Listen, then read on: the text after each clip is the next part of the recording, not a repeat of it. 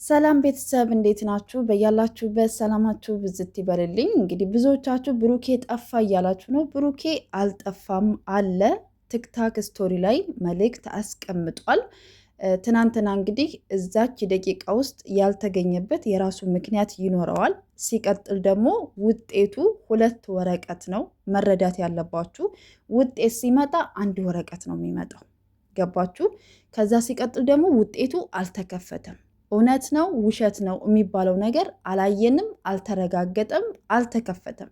ስለዚህ ይህን ነገር ደግሞ ሳታዩ ብዙ ነገር የምታወሩ ሰዎች አላችሁ። ገባችሁ አይደለ? ለመፍረድም ለመናገርም አትቸኩሉ። ገና አላያችሁትም፣ እነሱም ገና አላዩትም አይደለ? ውጤቱ መጣ እንጂ አልተከፈተም።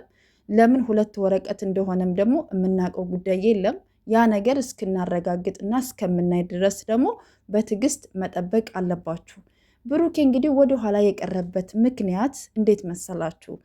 የሚያደንቀው ዶክተር ነበረ። ከዛ እሱን ቁሞ እያወራው አድናቂ ነኝ፣ እወድሃለሁኝ፣ አከብርሃለሁ እያለ ፍቅሩን እየገለጸለት እነ ሀሰንን ደግሞ መጣሁኝ ሄዱ ብሎ ላካቸው። ገባችሁ አይደለ? ነገሮችን በተለያየ ነገር በመልካም ነገር ብታስቧቸው መልካም ነው እንጂ ብሩኬ ምንም የሚጠፋበት ምክንያት የለም።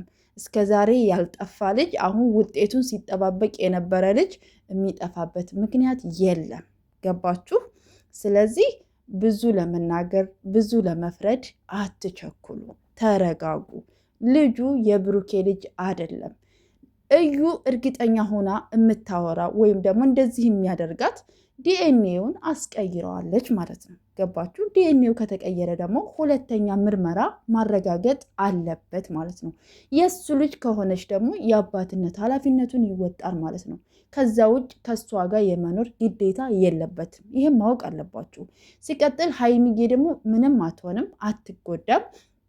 ፍቅሩን የተቀበለችው ልጁም ከሆነ ይሁን ብላ ነው የተቀበለችው። ገባችሁ? ከሆነም ይሁን ካልሆነም እሰየው ብላ ነው የተቀበለችው። ስለዚህ ምንም የሚፈጠር ነገር የለም። ግን ባላረጋገጣችሁት ነገር፣ ባላያችሁት ነገር፣ እርግጠኛ ባልሆናችሁት ነገር ብዙ ነገር የምታወሩ ለመፍረድ የምትቸኩሉ ሰዎች ተረጋጉ። በቃ አደለ? ስራ ይሁንም ሪልም ይሁንም በሂደት ነው የሚታወቀው አደለ? ይህ ነገር እኮ ለማወቅ ምናልባት ጊዜ ነው አይደለም የሚፈልገው፣ ጊዜ ይፈተዋል። ስለዚህ ሁላችሁም ለመፍረድ አትቸኩሉ ለማለት ነው የምፈልገው ማለት ነው። ሲቀጥል ደግሞ የጨሪቃ ፋሚሊ በሙሉ ማለት ነው በቃ የሆነ ነገር በተፈጠረ ቁጥር ሌላ ችግር ውስጥ መግባት የለባችሁም። በቃ ሁለቱን እንወዳቸዋለን፣ ከጎናቸው ነው የምንቆመው። ገባችሁ አይደለ? እነሱን ማበርታት፣ እነሱን ማጠናከር፣ እኛ ከነሱ የተሻለ ሀሳብ ካለን ሀሳባችንን ሼር ማድረግ ነው ያለብን ብዬ ነው የማስበው። ስለዚህ ሳትከፋፈሉ ሁላችሁም ከጎናቸው እንድትቆሙላቸው ነው እኔ በራሴ በግል የምፈልገው ማለት ነው። አንዱን ዝቅ አንዱን ከፍ ሳታደርጉ፣ ሳትፈርዱ፣ ክፉ ነገር ሳትናገሩ ነገሮችን በተለያየ መንገድ እያያችሁና እያሰባችሁ እየተረዳችሁ እነሱ አንድ የሚሆኑበትን የሚያግባባቸውን ነገር መልእክት መስጠት የተሻለ ነው ብዬ አስባለሁ። ሲቀጥል ደግሞ እዩ የምትባል ሴት ከሀይሚዬና ከብሩኬ ከእናንተ እዚህ ካለው ግሩፕ ውስጥ ትውጣ። ለስራም ቢሆን በቃ ትክክል አይደለም። በዚህ ልክ ሴት ልጅ በሴት ላይ የዚህን ያህል እንደዚህ መሆን የለበትም ብዬ ነው የማስበው። የሆነች ድርቅ ያለች ምንም ለዛ የሌላት እኔ እንዴት እንደሆነ አላውቅም። ይህ ስለ ሴት ልጅ ክብር ስለ ሴት ልጅ ምናምን ምንም የምታውቀው ነገር ያለ ዝም ብላ አፏ እንደመጣ ብቻ ጩኋ ስለተናገረች ምናምን የበላይነት ነው የሚሰማት። ስለዚህ በፊልምም ዓለም ቢሆን እንደዚች አይነት ሴት እኔ አላየውም። ድራማም አይቻለሁ፣ ፊልምም አይቻለሁ። ግን እንደዚች አይነት ድርቅ ያለች ሴትዮ ግን እኔ አይቼ አላውቅም። ይቅርታ አድርጉልኝ።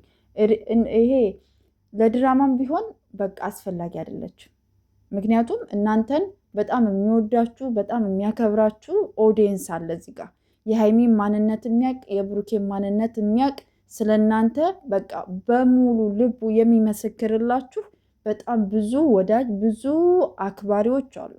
ስለዚህ እስካሁንም ድረስ ደግሞ ሀይሚና ብሩኬ አያደርገውም ብለን እየተከራከርን ያለው ብሩኬን በምናውቀው ልክ ነው። ገባችሁ አይደለም? ብሩኬ በሚያሳየን ነገር በሚያደርገው ነገር በብዙ ነገር አይተነዋል እና ብሩኬ ይሄን ነገር ያደርጋን ብለን ፈጽሞ አናምንምም ልናምንም አንችልም። ገባችሁ አይደለም? ለዛ ነው ብሩኬ አያደርገውም የእሱ ልጅ አይደለችም የምንለው ማለት ነው። እዩ እንኳ ማለት ነው ባገኘችው ሰዓት እንኳ መድኃኒትም አድርጋ አደንዝዛም የሆነ ነገር ፈጥራ ብታደርግበት እንኳ ምንም ማድረግ አይችልም። እንደ ሰው ራሱን ከሳተ ምንም ማድረግ ይችላል? ምንም ማድረግ እኮ አይችልም። እንዴ አልጋ ላይ ብታረጉት እንኳ ብርድ ልብስ እንኳ መልበስ አይችልም እኮ ራሱን ከሳተ አንድ ሰው እንደዛ ነው። እኔ እንደዛ ነው የማስበው። እውነት ለመናገር ምንም ያደርጋል ብዬ አላስብም። ገባችሁ? ይሰክራል ማለት ምን ያክል የሰከረ ሰው ምን ያደርጋል?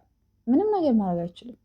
ስለዚህ ነገሮችን በተለያየ መንገድ ለማሰብ እና ለመረዳት ሞክሩ። አትጨነቁ፣ አታስቡ።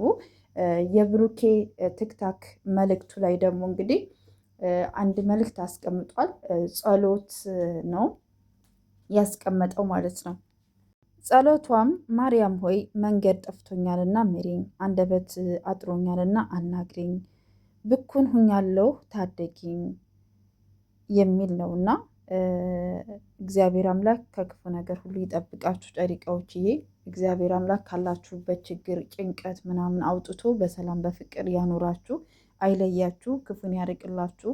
እግዚአብሔር አምላክ ከክፉ ነገር ሁሉ ይጠብቃችሁ። የእውነት ነው። በእናንተ የሚያምረው ፍቅር ብቻ ነው። በቃ እንዴት እንደሆነ አላውቅም። እንደዚህ አይነት ስራ ስትሰሩ በቃ ሁለታችሁም በቃ እንትን የምትሉት ነገር አላችሁ እና በጣም ነው የምወዳችሁ። እኔ ማርያምን እግዚአብሔር ከክፉ ነገር ይጠብቃችሁ። ሁላችሁም ግን ሳትከፋፈሉ ሁላችሁም ከጎናቸው እንድትሆኑ በዚህ አጋጣሚ ምንም አይነት ነገር ይፈጠር ከጎናቸው ሁኑላቸው እና አትጨነቁ፣ አታስቡ። ቤተሰብ ነገሮችን በተለያየ መንገድ እያሰባችሁ ከጎናቸው ለመሆን ሞክሩ ማለት እወዳለሁ። በያላችሁበት ሰላማችሁ ብዝት ብዝዝት ይበልልኝ። መልካም ጊዜ፣ መልካም ወሬ ያሰማን።